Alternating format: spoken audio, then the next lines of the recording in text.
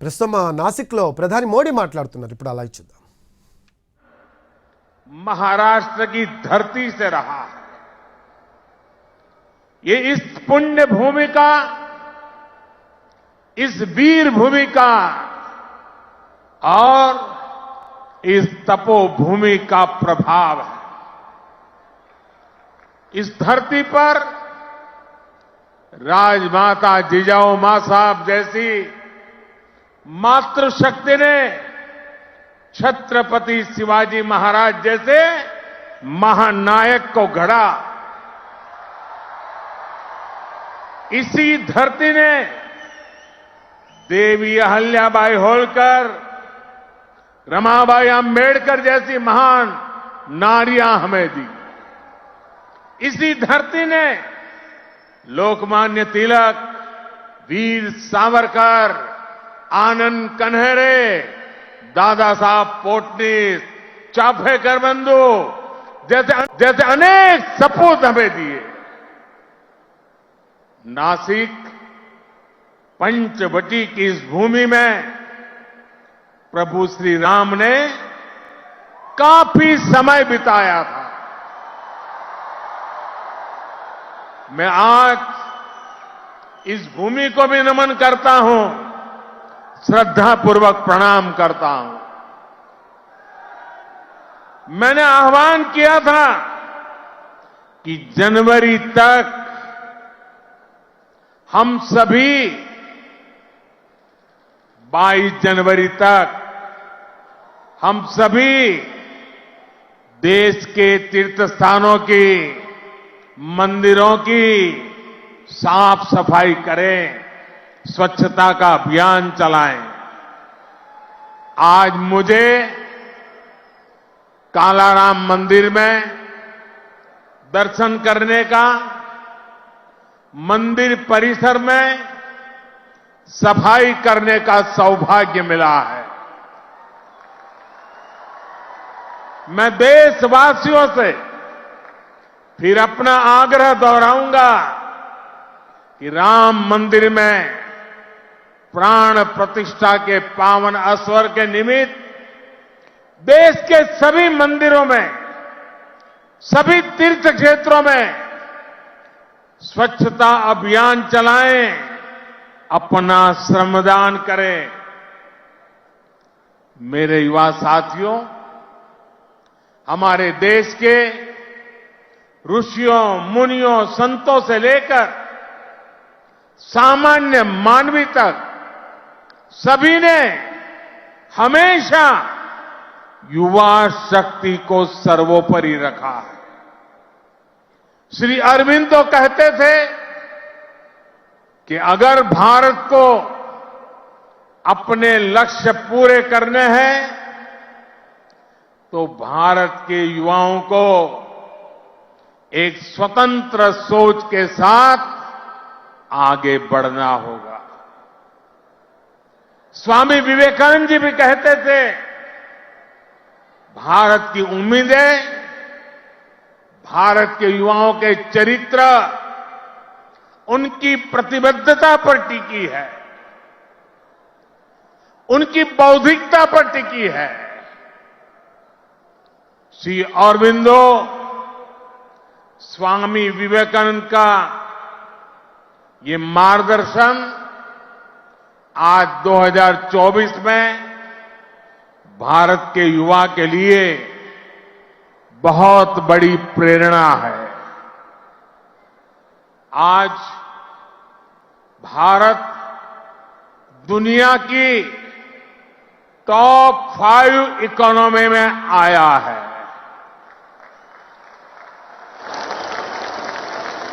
तो इसके पीछे भारत के युवाओं की ताकत है।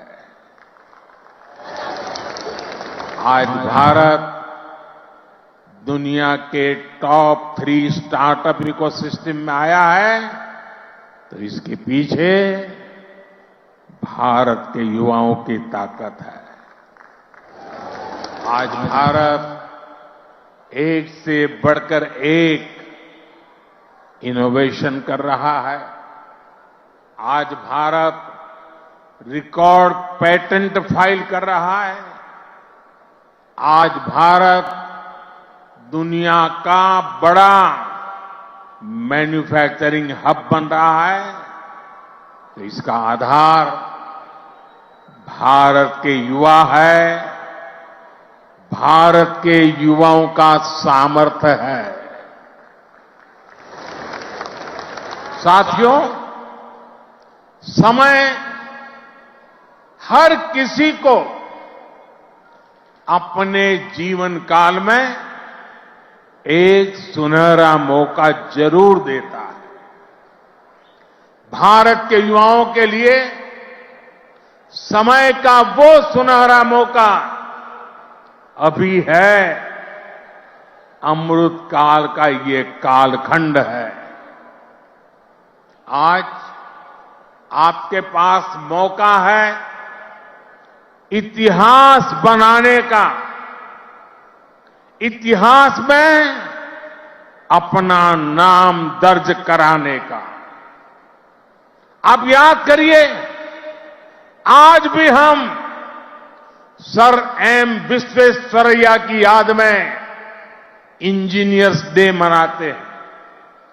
उन्होंने 19वीं और 12वीं शताब्दी में अपना जो इंजीनियरिंग कौशल दिखाया, उसका आज भी मुकाबला मुश्किल है।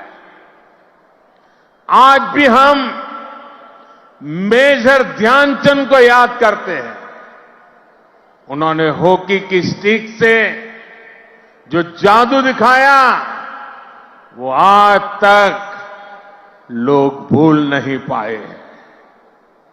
आज भी हम भगत सिंह, चंद्रशेखर आजाद, बटुकेश्वर दत्त जैसे अनगिनत क्रांतिकारियों को याद करते हैं। उन्होंने अपने पराक्रम से अंग्रेजों को पस्त करके रख दिया था। आज हम महाराष्ट्र की वीर भूमि पर हैं। आज भी हम सभी महात्मा फुले, सावित्रीबाई फुले को इसलिए याद कर रहे हैं क्योंकि उन्होंने शिक्षा को सामाजिक सशक्तिकरण का एक माध्यम बनाया। आजादी के पहले के कालखंड में ऐसे सभी महान व्यक्तित्वों ने देश के लिए काम किया। वो जिए तो देश के लिए, वो जूझे तो देश के लिए, उन्होंने सपने संजोए तो देश के लिए, उन्होंने संकल्प किए तो देश के लिए, और उन्होंने देश को नई दिशा दिखाई। अब अमृत काल के इस कालखंड में आज वो दायित्व आप सभी मेरे युवा साथियों के कंधों पर है। अब आपको अमृत काल में भारत को एक नई ऊंचाई पर ले जाना है। आप ऐसा काम करिए कि अगली शताब्दी में उस वक्त की पीढ़ी आपको याद करे, आपके पराक्रम को याद करे। आप अपने नाम को भारत और पूरी दुनिया में, दुनिया के इतिहास में स्वर्ण अक्षरों में लिख सकते हैं। इसलिए मैं आपको 21वीं सदी के भारत की सबसे सौभाग्यशाली पीढ़ी मानता हूं। मैं जानता हूं आप ये कर सकते हैं। भारत के युवा ये लक्ष्य हासिल कर सकते हैं। मेरा सबसे ज्यादा भरोसा आप सभी पर है, भारत के युवाओं पर है। मेरा युवा भारत, मेरा युवा भारत संगठन से जिस तेजी के साथ देश के कोने कोने में युवा जुड़ रहे हैं, उससे भी बहुत उत्साहित हूं। मेरा युवा भारत, माय भारत संगठन की स्थापना के बाद ये पहला युवा दिवस है। अभी इस संगठन को बने 75 दिन भी पूरे नहीं हुए हैं और 1 करोड़ 10 लाख के आसपास युवा इसमें अपना नाम रजिस्टर करा चुके हैं। मुझे विश्वास है आपका सामर्थ्य, आपका सेवा भाव देश को, समाज को नई ऊंचाई पर ले जाएगा। आपका प्रयास, आपका परिश्रम युवा भारत की शक्ति का पूरी दुनिया में परचम लहराएगा। मैं माय भारत संगठन में रजिस्टर कराने वाले सभी युवाओं का आज विशेष अभिनंदन करता हूं और मैं देख रहा हूं माय भारत में रजिस्ट्रेशन में हमारे युवा और हमारी युवतियां दोनों के बीच में कंपटीशन चलती है, कौन ज्यादा रजिस्ट्री करवाए। कभी युवक आगे निकल जाते हैं, कभी युवतियां आगे निकल जाती हैं। बड़ी जोरों की स्पर्धा चल रही है। साथियों, हमारी सरकार को अब 10 साल हो रहे हैं। इन 10 वर्षों में हमने पूरा प्रयास किया है कि युवाओं को खुला आसमान दे, युवाओं के सामने आने वाली हर रुकावट को दूर करें। आज चाहे शिक्षा हो, रोजगार हो, एंटरप्रेन्योरशिप या इमर्जिंग सेक्टर्स हो, स्टार्टअप्स हो, स्किल्स या स्पोर्ट्स हो, देश के युवाओं को सपोर्ट करने के लिए हर क्षेत्र में एक आधुनिक, डायनेमिक इकोसिस्टम तैयार हो रहा है। आपको 21वीं सदी की आधुनिक शिक्षा देने के लिए नई राष्ट्रीय शिक्षा नीति लागू की गई है। युवाओं के लिए अब देश में आधुनिक स्किलिंग इकोसिस्टम भी तैयार हो रहा है। हाथ के हुनर से कमाल करने वाले नौजवानों की मदद के लिए पीएम विश्वकर्मा योजना शुरू की गई है। पीएम कौशल विकास योजना की मदद से करोड़ों युवाओं को स्किल से जोड़ा गया है। देश में नए आईआईटी, नए एनआईटी लगातार खुलते जा रहे हैं। आज पूरी दुनिया भारत को एक स्किल्ड फोर्स के रूप में देख रही है। विदेश में हमारे युवा अपना कौशल दिखाया पाए, इसके लिए सरकार विदेश जाने वाले युवाओं को ट्रेनिंग भी दे रही है। France, Germany, UK, Australia, Italy, Austria जैसे अनेक देशों के साथ सरकार ने जो मोबिलिटी समझौते किए हैं, उसका बड़ा लाभ हमारे युवाओं को मिलेगा। साथियों, युवाओं के लिए नए अवसरों का आसमान खोला जाए, सरकार इसके लिए हर क्षेत्र में पूरी शक्ति से काम कर रही है। देश में ड्रोन सेक्टर के लिए नियम सरल बनाए गए हैं। सरकार आज एनिमेशन, विजुअल इफेक्ट्स, गेमिंग और कॉमिक सेक्टर्स को प्रमोट कर रही है। एटॉमिक सेक्टर, स्पेस और मैपिंग सेक्टर को भी खोला गया है।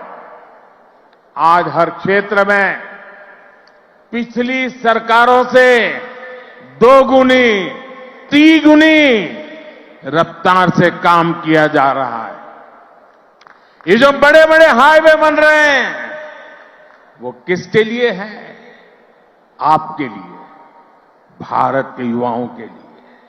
ये जो नई नई वंदे भारत ट्रेनें चल रही है, वो किसकी सहूलियत के लिए? आपके लिए, भारत के युवाओं के लिए। हमारे लोग विदेश जाते थे, वहां के पोर्ट, वहां के एयरपोर्ट देखकर सोचते थे कि भारत में ऐसा कब होगा। आज भारत के एयरपोर्ट्स दुनिया के बड़े से बड़े एयरपोर्ट का मुकाबला कर रहे हैं। कोरोना के समय आपने देखा है, विदेशों में वैक्सीन के सर्टिफिकेट के नाम पर कागज थमाया जाता। ये भारत है जिसने हर भारतवासी को वैक्सीन लगाने के बाद डिजिटल सर्टिफिकेट दिया। आज दुनिया के कितने ही बड़े देश हैं जहां पर लोग मोबाइल डेटा इस्तेमाल करने से पहले 100 बार सोचते हैं। वहीं आप भारत के युवा हैं जो इतना सस्ता मोबाइल डेटा इस्तेमाल कर रहे हैं कि दुनिया के लोगों के लिए अजूबा है, कल्पना से परे है। साथियों, आज देश का मिजाज भी युवा है और देश का अंदाज भी युवा है। और जो युवा होता है वो पीछे नहीं छोड़ता, पीछे नहीं चलता, वो स्वयं लीड करता है। इसलिए आज टेक्नोलॉजी की फील्ड में भी भारत फ्रंट से लीड कर रहा है। चंद्रयान और आदित्य L1, उसकी सफलता हमारी आंखों के सामने। Made in India INS Vikrant जब समंदर की लहरों से टकराता है तो हम सभी का सीना चौड़ा हो जाता है।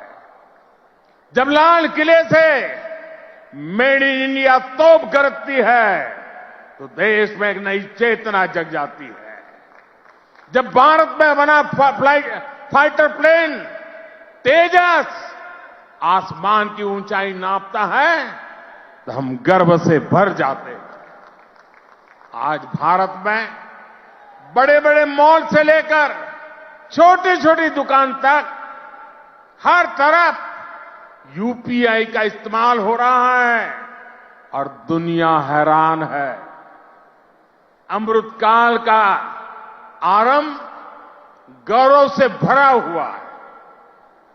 अब आप युवाओं को इस अमृतकाल में इससे भी आगे लेकर जाना है, विकसित राष्ट्र बनाना है। साथियों, आपके लिए ये समय सपनों को विस्तार देने का समय है। अब हमें केवल समस्याओं के समाधान नहीं खोजने हैं, हमें केवल चुनौतियों पर विजय नहीं पानी है, हमें खुद अपने लिए नए चैलेंजेस तय करने होंगे। हमने 5 ट्रिलियन इकोनॉमी का लक्ष्य सामने रखा है। हमें दुनिया की तीसरी सबसे बड़ी अर्थव्यवस्था बनना है। हमें आत्मनिर्भर भारत अभियान के सपने को सिद्धि देनी है।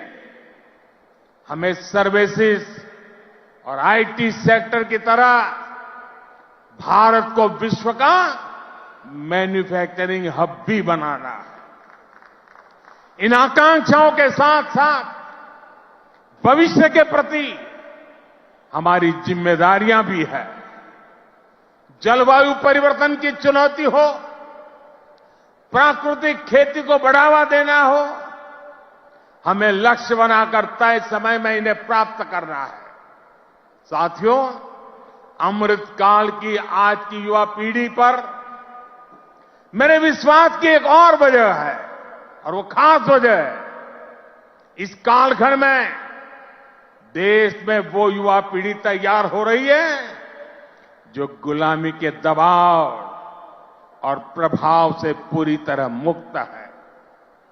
इस पीढ़ी का युवा खुलकर कह रहा है, विकास भी और विरासत भी।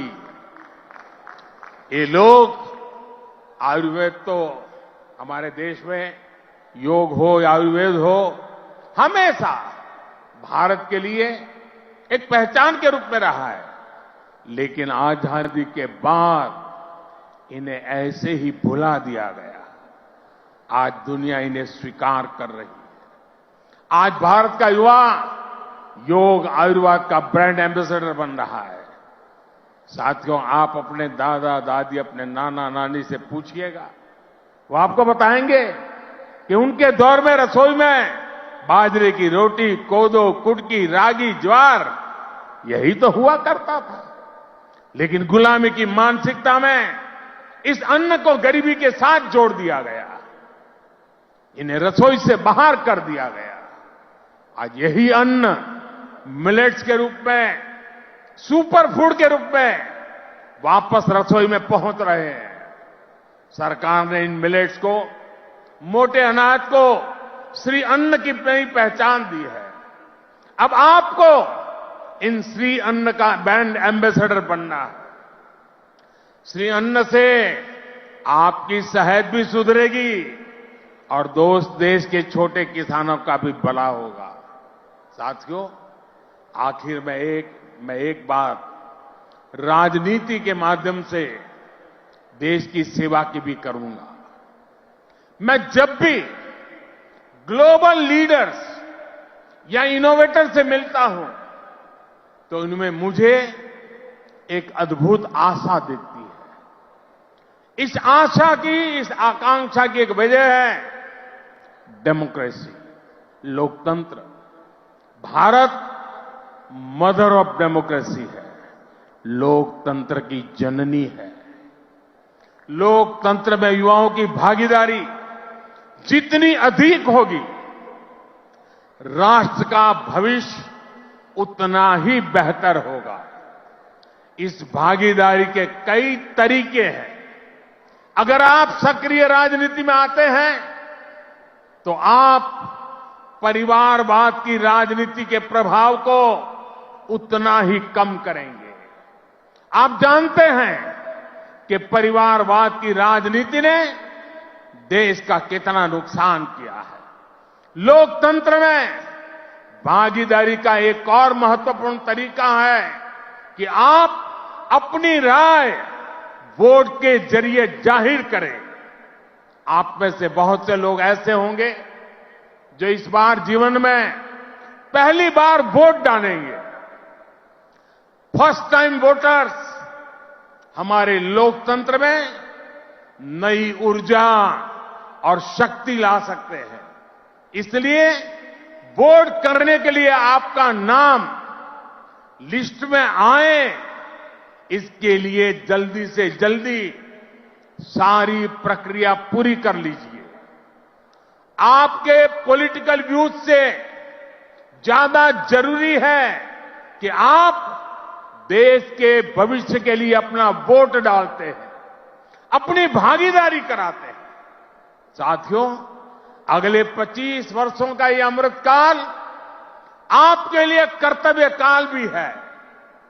जब आप अपने कर्तव्यों को सर्वोपरि रखेंगे तो समाज भी आगे बढ़ेगा, देश भी आगे बढ़ेगा। इसलिए आपको कुछ सूत्र याद रखने होंगे। जितना हो सके आप लोकल को, स्थानीय प्रोडक्ट को प्रमोट करिए। मेड इन इंडिया प्रोडक्ट का ही इस्तेमाल करिए। किसी भी तरह की ड्रग्स और नशे की लत से बिल्कुल दूर रहिए। इन्हें अपने जीवन से दूर रखिए और माताओं, बहनों, बेटियों के नाम अपशब्दों का, गालियों का इस्तेमाल करने का जो चलन है, उसके खिलाफ आवाज उठाइए, इसे बंद करवाइए।